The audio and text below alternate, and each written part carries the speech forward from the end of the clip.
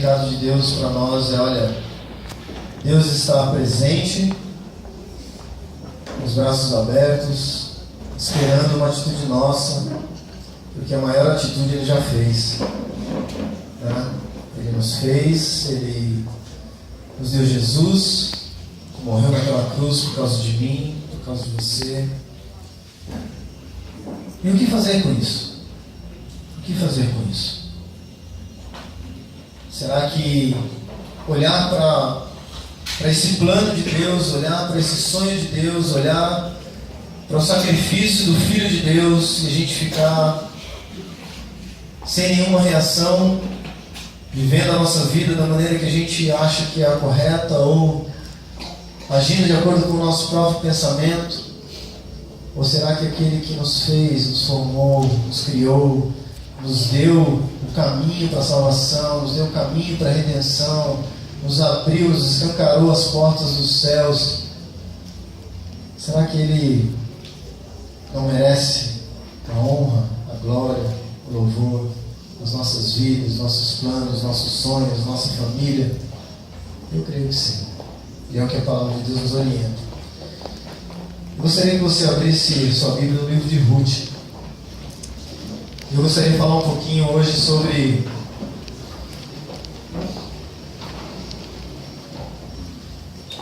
essa passagem de Ruth e a importância que ela traz para as nossas vidas. E dizer que nós temos, basicamente, em vários países do mundo, muitos países, vivem a experiência da fome, né? Eu tenho, por exemplo, minha mãe, né? Quando minha mãe chegou aqui em São Paulo, vindo da Bahia, jovenzinha, né? Teve muitos problemas nesse sentido, né? De passar fome. Não sei quantos aqui já tiveram experiências assim, mas, por exemplo, minha mãe teve. Graças a Deus eu não tive esse problema. Por conta dela, do meu pai, sempre trabalharam, ralaram muito para poder dar condições para mim e para minha família. Mas ela teve essa experiência. E talvez uma das experiências mais dramáticas na vida de uma pessoa, porque produz inquietação, desespero, morte. Por exemplo, irmãos, na época do profeta Eliseu, lá em Samaria, depois procura lá 2 Reis, capítulo 6, a partir do versículo 24, mais ou menos, depois você dá uma lidinha. A fome era tão grande, tão grande, tão grande, que até carne humana, o povo estava comendo para poder saciar a fome. E ali houve uma briga de uma mãe que tinha um filho, a outra mãe também tinha outro filho, e aí matou um dos filhos para poder ser comida, e depois a briga porque a mãe escondeu o outro que deveria ser morto também para saciar a fome. Então leva o desespero, irmãos. Os nossos tempos, enquanto muitas vezes a gente olha para vários lugares, né, a mídia nos dá tantas informações, mas há lugares onde essa prática ainda é comum, porque não tem o que fazer, não tem comida. Tem experiências assim, por exemplo, na Coreia do Norte, recentemente descobriram, em 2010, uma prática assim ainda na Coreia do Norte, coisas assim acontecendo na África. Então, é um desespero total, Muita gente em busca do pão. E no livro de Ruth, capítulo 1, versículo 1 em diante, vai falar assim: olha, na época dos juízes, houve fome na terra. Um homem de Belém de Judá, com a mulher e os 2 filhos, foi viver por algum tempo nas terras de Moabe. O homem chamava-se Elimeleque, sua mulher Noemi e seus 2 filhos Malom e Quilion. Eram efrateus de Belém de Judá, chegaram a Moabe e lá ficaram. Morreu Elimeleque, marido de Noemi, e ela ficou sozinha com seus 2 filhos. Eles se casaram com mulheres moabitas, uma chamada Orfa e a outra Ruth. Depois de terem morado lá por quase 10 anos, morreram também Malom e Quilion, e Noemi ficou sozinha, sem os seus 2 filhos e sem o seu marido. Certamente muitos de nós conhecemos essa história, mas é interessante que ela aconteceu na época dos juízes, e a época dos juízes foi uma época terrível para o povo de Israel. uma época de desobediência, uma época de desolação, uma época de muita idolatria, uma época onde os juízes praticamente não paravam, né? E alguns bons, outros não tão bons, mas a palavra de Deus, por exemplo, no final do livro de Juízes, no último versículo, capítulo 21, versículo 25, vai falar assim, olha, naquela época não havia rei em Israel, e cada um fazia o que lhe parecia ser certo. Então cada um agia pela sua própria cabeça, cada um fazia aquilo que pensava. E de verdade, irmãos, se a gente para pensar na nossa realidade, no nosso contexto, muitas vezes a gente vive assim.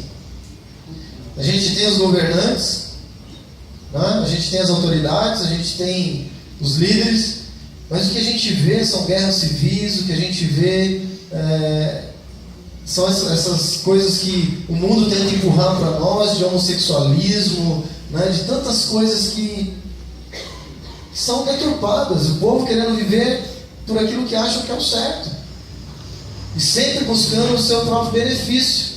E era mais ou menos esse contexto que vivia na época.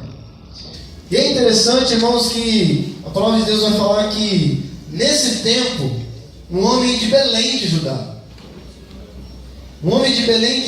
que era Elimeleque.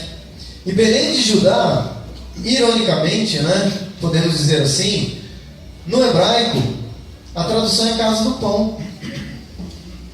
Né, que é Beit Bethlehem. Então é casa do pão.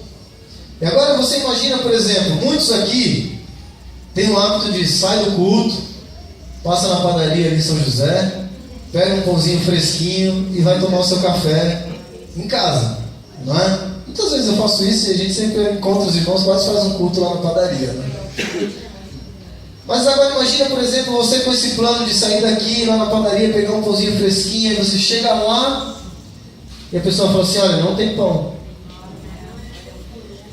Não tem pão.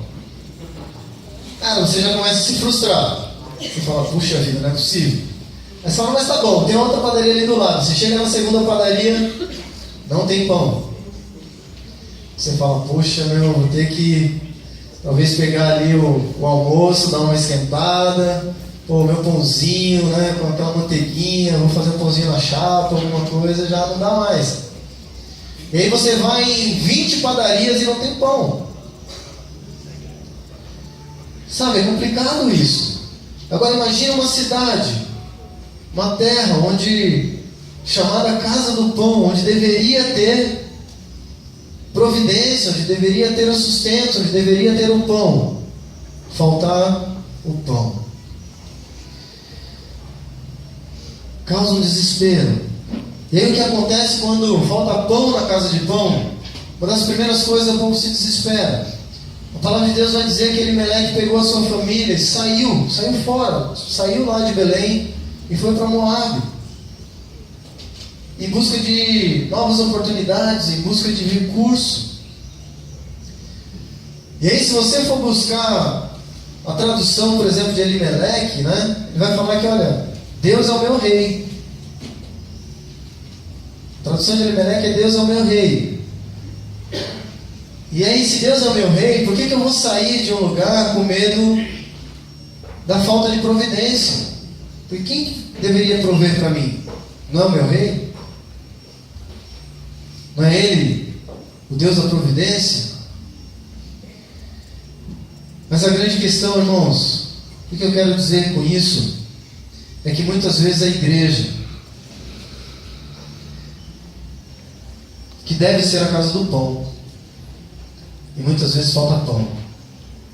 Muitas vezes a gente sai à procura de outras coisas, outras teologias, outras ideologias, tanta gente mexendo com tanta coisa que, sabe, totalmente fora da palavra de Deus, porque muitas vezes dentro da igreja falta o pão.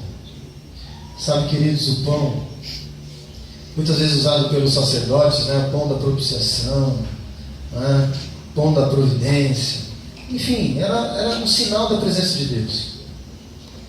E a nossa responsabilidade como membros, trazer a presença de Deus, porque nós somos o templo, Deus habita dentro de nós. E aí entra a primeira pergunta. Como que você chegou aqui nessa noite? O que você trouxe consigo nessa noite? Você traz a glória e a presença de Deus para essa congregação? Ou está faltando a presença de Deus? Quando você ora, quando você fala com Deus, como que é a sua intimidade com Ele? Como é o seu relacionamento com Ele? Está pertinho? Ou você nem ora? Você nem fala com Deus? Ou talvez, como o Ed testemunhou, né, muitas vezes, por causa das coisas erradas que fazia, se sentia tão culpado, que às vezes não tinha cara de chegar assim e falar, puxa, eu quero falar com Deus. E se esquece que o nosso Deus continua com os braços abertos, é um Deus de perdão. Mas certamente a primeira das nossas atitudes é se desesperar. É fugir da presença de Deus, é nos envolvendo com o trabalho, é nos envolver com as nossas próprias coisas, é pensar em como obter coisas, vantagens, e se esquece de reservar tempo para o Senhor. E aí certamente a outra consequência quando falta pão na casa de pão é o povo sair fora, é o povo buscar em outros lugares. Sabe, queridos, o que tem de pessoas, muitas vezes da nossa igreja ou em outras igrejas, que ficam transitando de igreja em igreja. Vai um culto na segunda, vai um culto na outra igreja na terça, vai um outro culto numa outra igreja na quarta, e fica flutuando entre várias igrejas e teologias e ideologias, achando que com isso vai obter vantagem, vai ouvir uma resposta de Deus ou algo do tipo. E a resposta de Deus para nós está aqui, ó. Aquilo que Deus se permitiu revelar para nós está aqui. Não vou dizer para vocês que Deus está simplesmente limitado numa caixinha. Não, não é isso. Deus, ele extrapola a palavra de Deus, porque Ele é Deus. Ele pode falar com quem Ele quer na hora que Ele quiser. Ele pode revelar alguma coisa na hora que Ele quiser. Mas a nossa bússola, o nosso guia, o nosso manual para se chegar a Deus, para buscar o conforto de Deus, para muitas vezes na hora que a gente está achando que faltou o pão na nossa vida, a gente tem que correr para cá. Porque é daqui que vem o nosso refúgio. É daqui que a gente vai ter orientação para o Espírito Santo de Deus vir e começar a ministrar em nós. Agora, se a gente está vazio, se o forno, né, não tem a massa, ele vai assar o quê? Nós precisamos colocar massa no forno. Não é? Os cozinheiros de plantão, se você só ligar o forno, vai sair um pãozinho de lá? Não vai, né? Você tem que contratar um mágico para fazer isso. Não vai acontecer, porque você precisa ter conteúdo. E para a gente ter a presença de Deus nas nossas vidas, queridos, nós também precisamos ter conteúdo. Nós precisamos ter massa. Precisamos ler a palavra. E aí a gente consegue falar com o Senhor. E Ele vai trazendo para nós o refrigério. E aí, obviamente, buscam alternativas perigosas. Povo de Moabe, povo de Amon, foram os povos que quando Ló, né, saiu da terra, e aí se deitou com as filhas. E aí, né, as filhas embebedaram, e aí teve as filhas. E aí desse incesto aí, saiu essas duas nações, que depois foram guerrear contra o povo de Deus. E a gente começa a pensar assim. Sabe, queridos, muitas vezes a gente está aqui e fica pensando assim, puxa, mas nada acontece. Por que isso não acontece? Por que lá naquela igreja acontece assim? Por que os jovens daquela igreja são tão bons? Por que o pastor daquela igreja é melhor? Por que lá o povo fala em línguas? Por que lá tem revelação? Por que lá tem isso ou aquilo? A gente esquece. A gente esquece que nós precisamos fazer a nossa parte. Como nós contribuímos para que haja pão na casa de pão? Como que a nossa vida, como que o nosso meditar, como que o nosso buscar do Senhor edifica a nossa família, como a gente vai, como eu falei, né, de como que a gente vai puxar o arco para jogar os nossos filhos como flechas longe, se a gente não sabe que direção lançar. Tem uma frase que fala assim, olha, se você não sabe para onde você quer ir, qualquer lugar serve. Qualquer lugar serve, você não sabe para onde você vai. E muitas vezes a gente precisa pensar, voltar para a palavra de Deus e saber que o pão está disponível. E sabe o que acontece quando a notícia de que, olha, há pão. Por exemplo, quando Noemi perdeu tudo, perdeu o marido, perdeu os filhos, estava ali agora com as 2 noras, uma das noras também pulou fora, ficou apenas com Ruth,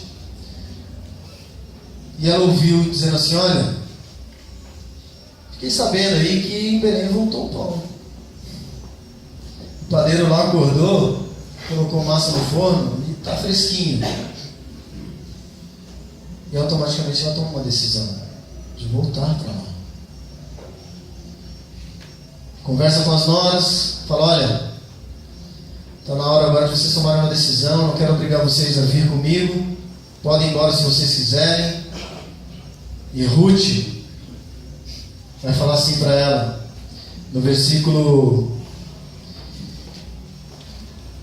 16, ele fala assim, Ruth, porém, respondeu, não insistas comigo que te deixe, que não mais te acompanhe. Aonde fores, irei. Onde ficares, ficarei. O teu povo será o meu povo, e o teu Deus será o meu Deus. Onde morreres, morrerei, e ali serei sepultado. Sabe, queridos, se você chega para um amigo seu e você quer falar de Cristo para ele, você abre as Escrituras para ele, e você começa desde Gênesis até Apocalipse explicando as Escrituras para ele. E vai, e vai, e vai, e vai, e vai. Se você só fala para ele o que ele deve fazer, mas na sua vida você não vive isso, ele vai confiar em você? Ele vai aceitar o que você está falando? Não vai. Por isso, queridos, que nós, como casa do Senhor, a gente pode chamar nós como a Belém de Deus, a casa do pão de Deus. Porque nós existimos para dar frutos. Para dar frutos. Quando a gente ora, quando a gente lê a Bíblia, nós nos preparamos. Não para nós mesmos. Mas nós nos preparamos para ser lançados. Porque o nosso campo saiu dessa porta aqui, para fora, começa o nosso campo missionário. Não é? Nós estamos aqui num grande quartel-general, nos preparando, nos abastecendo, pegando muitas munições, para que tudo isso seja gastado lá fora. E é lá fora que a coisa vale. É lá fora que o jogo está valendo.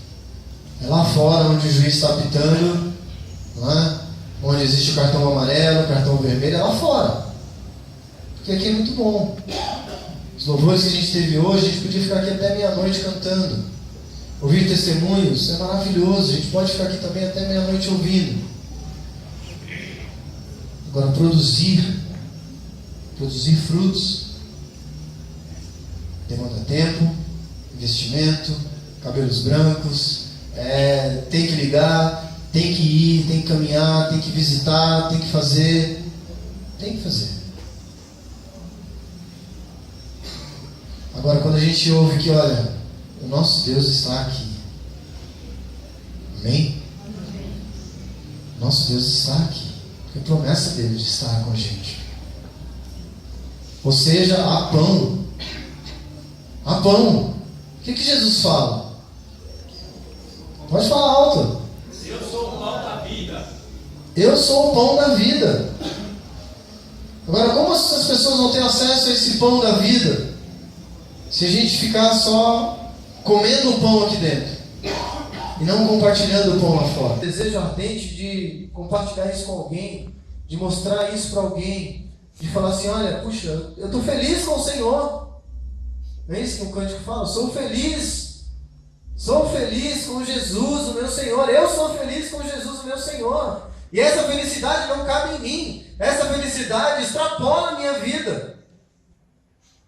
Extrapola a minha vida.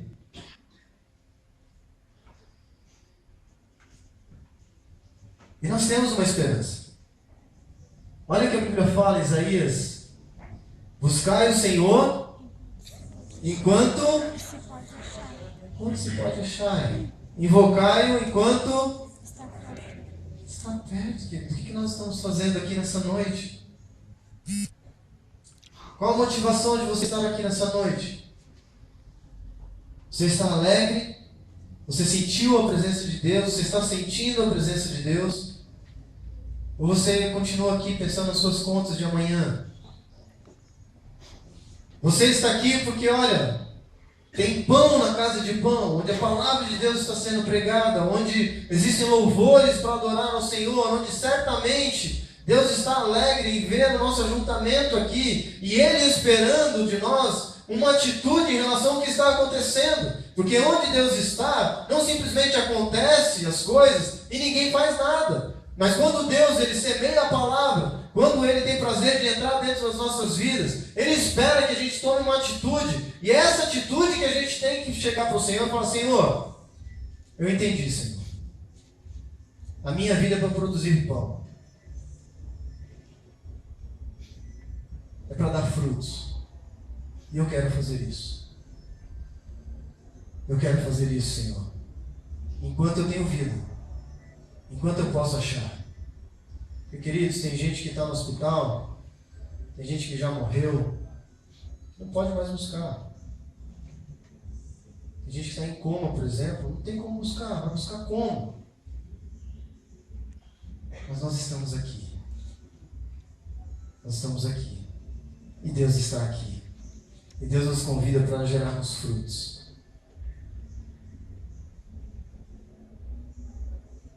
Porque Ele deu o primeiro exemplo. Eu sou o pão da vida. Aquele que vem a mim, jamais terá fome. Você tem fome de Deus? O Senhor é o pão vivo que desceu do céu.